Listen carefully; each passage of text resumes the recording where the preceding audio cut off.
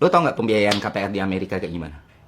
Biaya yang digunakan untuk KPR itu diambil dari deposito atau tabungan nasabah. Uang yang lu depositoin itu dipakai sama bank untuk biayain KPR orang. Bank berpikir kalau cuma nunggu deposito, kapan bisa membiayain banyak orang, dan itu sangat terbatas. Akhirnya singkat cerita, bank-bank di Amerika itu nyari solusi. Gimana kalau semua akun-akun KPR ini mereka kumpulin, terus mereka satuin jadi satu produk yang mereka sebut MBS. Nah, MBS ini dijual. Kredit dikreditin, dijual lagi. Betul. Terus dilemparnya bukan ke end-to-end user lagi, tapi dilemparnya ke perusahaan-perusahaan yang emang punya uang banyak. Perusahaan-perusahaan yang punya uang banyak, contohnya firma asuransi. Mereka kan punya preminya nggak kepake. Dan biasanya itu didepositoin. Nah, ketimbang lu depositoin premi-premi yang nggak kepake ini, kenapa nggak lu investasiin aja di MBS tadi?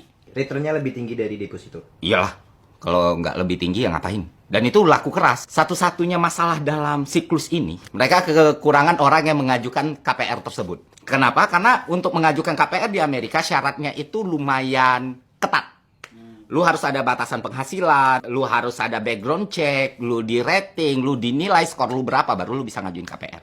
Akhirnya keluarlah sebuah ide untuk bikin supaya kita ngajuin KPR ini nggak terlalu sulit. Supaya orang pendapatan tidak tetap atau pendapatan rendah bisa ngajuin KPR. Makanya dibuat sebuah program yang namanya subprime mortgage. Nah, kalau dalam bahasa Indonesia ini KPR untuk yang sebenarnya tidak layak. Gitulah. Kayak gimana caranya supaya bisa selain standarnya diturunin, bunganya dimainin. Ibarat kata lu dikasih bunga rendah di bawah, di awal. Jadi kayak seakan-akan pendapatan lu tuh cocok dengan angsuran lu. Nanti bunga yang tinggi itu ditumpuk di akhir. Nah, barang ini jadi tambah laku lagi. MBS ini tambah laku lagi.